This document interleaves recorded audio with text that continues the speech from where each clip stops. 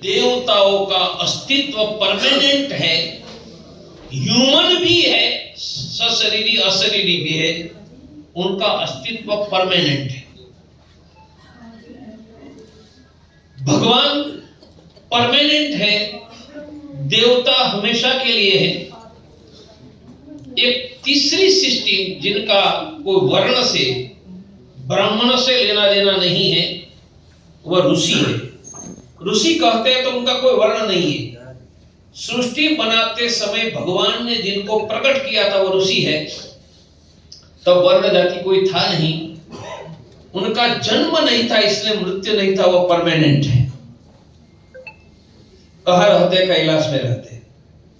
हमारी कल्पना है कैलाश में मृत्यु के बाद, वह पृथ्वी में जन्म लेने वालों की मृत्यु के बाद कैलाश है। ऋषियों के लिए जन्म भी नहीं है, मृत्यु नहीं है, इसलिए कैलाश उनका केंद्र है। और समय समय पर पृथ्वी पर आकर हमें शिक्षा देने का काम ऋषि करते रहे। और ऋषि की सृष्टि में है वो एक एक नॉलेज की फैकल्टी है। एक ऋषि टेक्नोलॉजी का एक्सपर्ट है, एक ऋषि मेटलर्जी के एक्सपर्ट है, मैं मॉडर्न भाषा करता हूं। एक ऋषि मेडिकल साइंस के एक्सपर्ट है। तो ऋषि ये नॉलेज की फैकल्टी है, और एक नहीं, एक ऋषि के साथ सैकड़ों उस फैकल्टी के अन्य ऋषि है। उनका जन्म नहीं है, मृत्यु नहीं है, परमानेंट है, पृथ्वी पर आते थे। तो मैंने एक कहा भगवान, दूसरे कहा देवता, तीसरा कहा ऋषि। ये तीनों नित्य परमानेंट है, वह सृष्टि चला रहे हैं। और सनातन वैदिक हिंदू धर्म देने में, चलाने में यह सबके योगदान, आशीर्वाद उनका रहा है। आज से कुछ युगों पहले वेदों में भी लिखा है कि उत्तर पश्चिम से आने वाले शत्रुओं से हमारी रक्षा करो। तो एक कलयुग ऐसा आएगा जब सनातन वैदिक हिंदू धर्म और उसके मानने वालों के अस्तित्व का अंतिम समय आने की स्थिति आ जाएगी। वह भविष्य पुराण का भी प्रेडिक्शन था, वेदों में था। तो यह महाभारत के बाद जो अंतिम कलयुग हुआ था, असेसमेंट आया कि यह अंतिम लड़ाई का कलयुग है। जब देवता और भगवान पृथ्वी पर आते हैं तो देवता और भगवान को मॉडर्न लैंग्वेज में एनर्जी कह सकते हैं। तो उनकी ट्रेमेंडस अच्छी एनर्जी पृथ्वी पर आती है।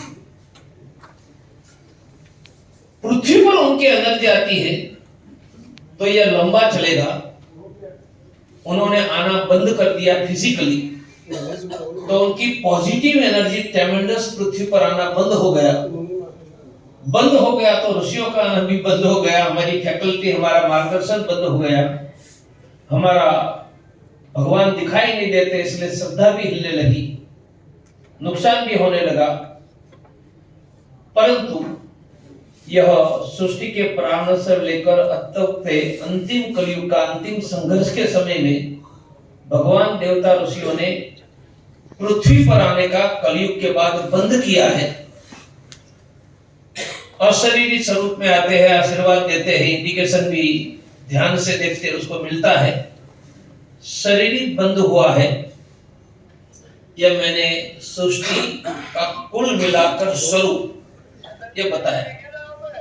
यह सृष्टि में जैसे हम कार्डियोग्राम लेते हैं, डॉक्टर कार्डियोग्राम, कार्डियोग्राम का पूरा शब्द है इलेक्ट्रोकार्डियोग्राम। इलेक्ट्रो का अर्थ हिंदी है बिजली। तो ईसीजी हृदय की कौन सी दीवार में कितनी इलेक्ट्रिसिटी पैदा हो रही है कैलकुलेट करता है। उनका कि हमारे शरीर में इलेक्ट्रिसिटी पैदा होती है। हमारे शरीर के सभी कोश, सेल पावर हाउस है। पावर हाउस में बिजली कोयला से पैदा होती है। हमारे शरीर में के कोशों में इलेक्ट्रिसिटी पैदा करने का उनका कोयला है ग्लूकोज और ऑक्सीजन। इसलिए कहा अन्न से प्राण है। अन्न मानी वनस्पति, उनको एनर्जी सूर्य से मिलती है, और सूर्य को एनर्जी अनंत कोटि ब्रह्मांड के नायक से मिलती है। तो परब्रह्म एनर्जी का अंतिम सोर्स वहां से सूर्य, वहां से अन्न, वहां से हमारा शरीर, शरीर में जितनी ऊर्जा ज्यादा, इतना ज्यादा आरोग्य, यश, आनंद, पैसे। मैं मेडिकल साइंस का उदाहरण देता हूं। 100 लोगों को कोरोना हुआ, 96 बच गए, 4 मर गए। बच गए उनका रहस्य क्या और मर गए उनका कारण क्या? तो कोरोना का मारने के लिए कोई मेडिसिन, टैबलेट, इंजेक्शन नहीं है। तो 96 बच कैसे गए? तो जिनको कोरोना हुआ उनके शरीर में कोरोना को मारने का प्रोटीन पैदा होने लगा, जिनको एंटीबॉडी, इम्यूनिटी कहते हैं। जिनके शरीर में ऊर्जा बेटर, उनके शरीर में इम्यूनिटी, एंटीबॉडी बेटर, उनके शरीर में कोरोना मर गया, वो बच गया। और जिनकी ऊर्जा कम है, उनके शरीर में कम एंटीबॉडी, कोरोना का वायरस का टॉक्सिन उसको मार दिया। और यह हमारे शरीर में, जीवन में ऊर्जा का अल्टीमेट सोर्स परब्रह्म है। और सनातन वैदिक हिंदू धर्म, यह ऊर्जा हमें कैसे ज्यादा मिले,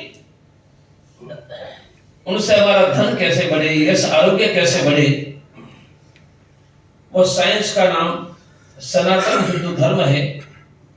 काल क्रम में क्या करने से यश मिलेगा, धन मिलेगा, आरोग्य मिलेगा, यह ज्ञान महाभारत के बाद, ऋषियों के आना बंद होने के बाद लुप्त या कम हो गया, जीरो नहीं हुआ है।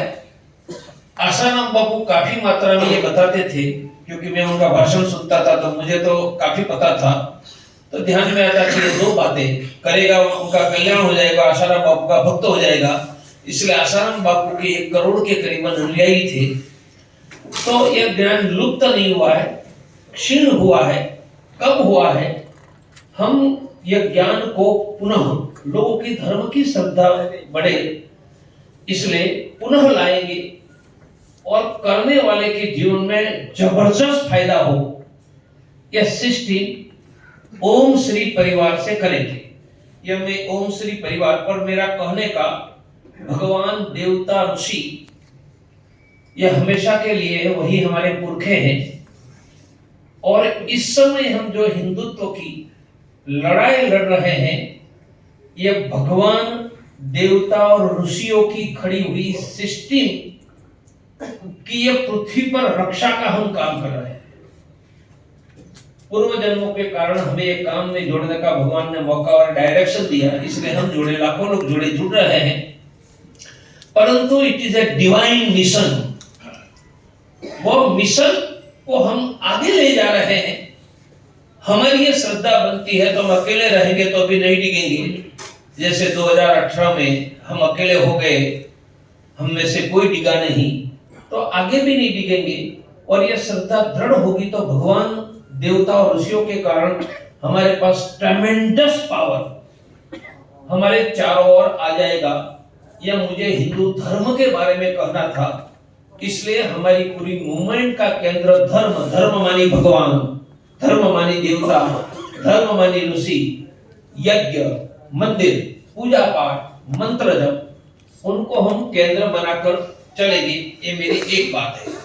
मेरी दूसरी बात है इस्लाम और क्रिश्चियनिटी। सृष्टि के प्रारंभ में सतयुग, द्वापर, त्रेता, कलयुग की सिस्टम बनी है। सिस्टम का अर्थ है कि बुरी एनर्जी सर्वाधिक हो जाएगी, मेजॉरिटी, तब कलयुग आएगा। और अच्छे लोग बुरा करेंगे, बुरे कहेंगे, उसको राक्षस कहेंगे। और चंड मुंड रक्त बीज अलग अलग राक्षस आए, वो अलग कलयुग के राक्षस थे। इस कलयुग में भी महाभारत युद्ध के बाद, कलयुग प्रारंभ होने के बाद राक्षस आए, उनका नाम इस्लाम और क्रिश्चियनिटी है। यह राक्षसों की कंटिन्यूटी त्रिपुरासुर से आगे जा रही है। त्रिपुरासुर, मोहम्मद पैगंबर, जीसस क्राइस्ट, इस्लाम, क्रिश्चियनिटी, यह राक्षसी प्रवृत्ति की कंटिन्यूटी की माइन्यूट लिंक है। मैं यह कहता हूं, there should not be any compromise with the Islam और Christianity। इसलिए मस्जिद जाने की तो बात ही नहीं।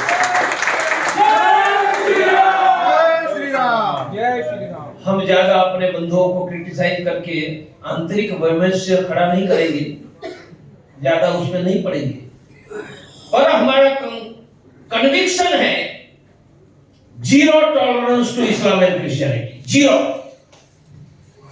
1%। क्योंकि यह हिंदू सनातन वैदिक शास्त्र के अनुसार त्रिपुरासुर असुरों की परंपरा है, उनके साथ समझौता नहीं हो सकता है।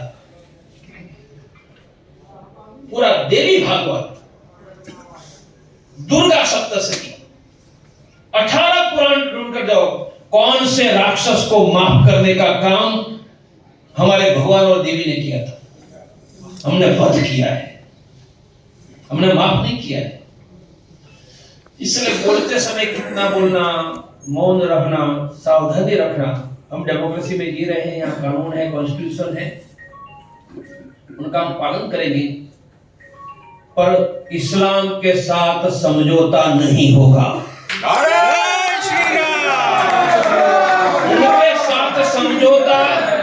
उनके साथ समझौता अर्थ है कि सृष्टि पैदा करने वाले भगवान के साथ गद्दारी है,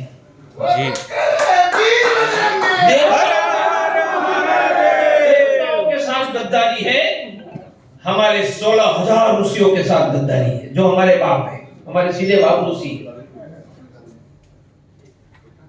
इसलिए जिन्होंने अध्यात्म का अंदाज नहीं है, और एक मैं दूसरी बात करता हूं, मैं मेडिकल साइंस में गया नहीं, मेडिकल कॉलेज में गया नहीं, सर्जरी सीखा नहीं, और ऑपरेशन करने लगूंगा तो पेशेंट मर जाएगा या नहीं? तो जिन्होंने कुरान का अध्ययन नहीं किया है, हदीस का अध्ययन नहीं किया है, मोहम्मद पैगंबर के जीवन पर अधिक पुस्तक का अध्ययन नहीं किया है, और जिन्होंने मक्का का शिव मंदिर तोड़कर मस्जिद बनाकर इस्लाम मलेशिया से लेकर स्पेन तक फैला हुआ इतिहास का अध्ययन नहीं किया है, उनको इस्लाम के बारे में निर्णय करने का कोई मोहन जी भागवत को अधिकार नहीं।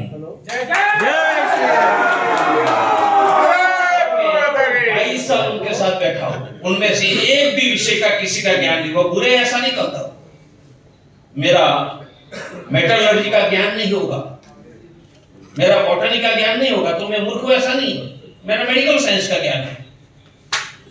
और इस्लाम का एकेडमिक ज्ञान नीचे अनेक संशोधकों के पास है, नेतृत्व करने वाले सब इलिटरेट हैं, और विदाउट मेडिकल साइंस सर्जरी पड़ेगी ना, ऑपरेशन करने वाले पेशेंट को मार देंगे, ये हिंदू समाज को मरवाने के लिए निकले, और त्रिपुरासुर की असुरों की परंपरा के सामने शरणागत करने निकले हैं।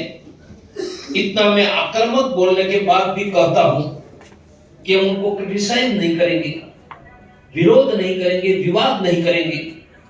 हम यह सभी जगह पर सभी बातें आक्रामक फेसबुक व्हाट्सएप में मुखर होकर बोलेंगे नहीं, क्योंकि देश में संविधान लोकतंत्र कानून है, पर हमारे मन में संकल्प दृढ़ होगा कि कोई भी असुरों के साथ समझौता नहीं होगा। अकेले रहे तो भी समझौता नहीं होगा, अकेले रहे तो भी समझौता नहीं होगा। और जो देश में इतने सृष्टि पर भगवान देवता और ऋषि बैठे हैं, वो हमें विजेता बनाकर ही रहेंगे। मूवमेंट को रिडिफाइन करनी पड़ेगी, धार्मिक केंद्रित मूवमेंट हमें लेकर जानी पड़ेगी, तो हम विजय तक जाएंगे। तो मुझे हिंदू धर्म, भगवान और साथ में क्रिश्चियनिटी, इस्लाम, इतनी स्पष्टता करनी थी। आपको हमारे कार्यक्रम सोच में स्पष्टता दिखाई भी देती है, और हमारे सभी कार्यकर्ता के समझ में आ जाए। फिर भी मेरा आग्रह है, संघ के विरुद्ध अनावश्यक टिप्पणी, विवाद, क्रिटिसिज्म नहीं करेंगे। नेतृत्व गलत कर रहा है वो मैंने कहा, और करोड़ों संशोधक गलत नहीं है। वो अखंड हिंदू राष्ट्र की आराधना के लिए ही राष्ट्रीय स्वयंसेवक संघ में गए हैं। उन सबको दुखी करने का काम और विवाद करके हिंदुओं में हम मतभेद का काम नहीं करेंगे। इस्लाम के बारे में बोलते समय संविधान कानून का ध्यान में रखकर लिखना बोलने का काम करें, तो अनावश्यक न फंसे। हम अपनी ताकत बढ़ाकर इतनी प्रचंड ताकत कर देंगे कि इस्लाम को भी झुका देंगे, और उनकी तरफदारी करने वाले को भी भारत में झुका देंगे। वो अपनी शक्ति और ताकत बढ़ाकर बुरे शब्द बोलकर विवाद खड़ा करके नहीं करेंगे। इतनी सावधानी रखेंगे तो इस सत्र में मुझे ओम श्री परिवार एक नया संगठन, उनका आधार और साथ में भगवान धर्म के प्रति हमारी अप्रतिम श्रद्धा का कारण और हमारे धर्म भगवान हमारे पुरखे हमें चुनौती देने वाला इस्लाम क्रिश्चियनिटी के साथ कोई समझौता कहीं कॉर्नर में भी कभी नहीं करेंगे, इतना हम सबका संकल्प बना रहे तो भगवान देवता और ऋषियों के आशीर्वाद से हमें भगवान निश्चित विजय पर ले जाएंगे। लगभग ये दिशा हमारी बन गई है, ये विजय तक चली ही जाएगी, इतना ही मुझे बता।